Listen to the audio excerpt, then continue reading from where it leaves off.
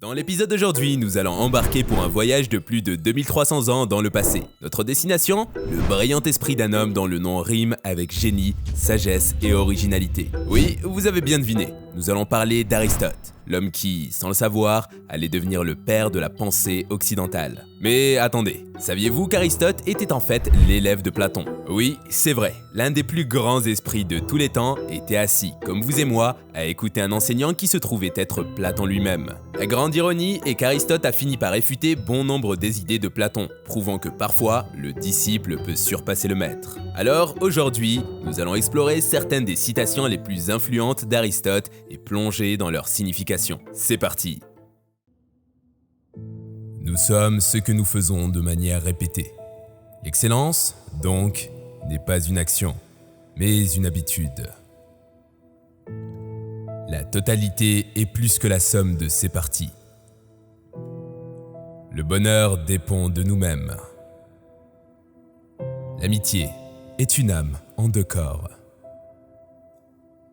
L'éducation est l'ornement en prospérité et un refuge en adversité. La connaissance de soi est le début de toute sagesse. Ce qui est en notre pouvoir de faire est en notre pouvoir de ne pas faire. Le plaisir dans le travail met la perfection dans le travail. Le doute est le commencement de la sagesse. La philosophie commence par l'étonnement. Il est de l'homme de bien d'être ami de soi-même. La poésie est plus philosophique et plus noble que l'histoire. L'homme est un animal politique. On ne devient pas vertueux en apprenant des règles, mais en les pratiquant. Il est préférable de souffrir certaines injustices que de les commettre. La fin de l'homme, c'est l'action, non pas la pensée, bien qu'elle soit noble. L'ignorant affirme, le savant doute, le sage réfléchit. La crainte et le courage sont les deux passions de l'âme qui font que nous agissons. La vertu est le juste milieu entre deux vices, l'un par excès, l'autre par défaut. La nature fait rien d'inutile. L'homme est par nature un animal politique. Dans toutes les choses de la nature, il y a quelque chose de merveilleux. Il est de même nature d'apprendre que de remplir.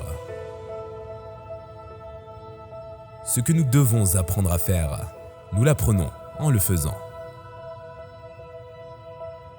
La jeunesse est facilement trompée parce qu'elle est prompte à espérer. Il est évident que l'État n'est pas une simple société à laquelle on peut adhérer ou qu'on peut quitter à volonté, mais que, comme les autres parties de l'animal, il est impossible de le supprimer. Le courage est le juste milieu entre la peur et la témérité. L'homme est le seul animal qui ait le don de la parole. Celui qui a beaucoup d'amis n'en a pas un seul. Les racines de l'éducation sont amères, mais les fruits sont doux. L'ami de tout le monde n'est l'ami de personne.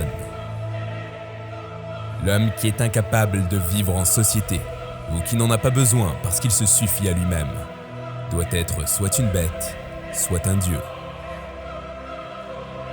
Le but de l'art est de représenter, non pas l'apparence extérieure des choses, mais leur signification intérieure.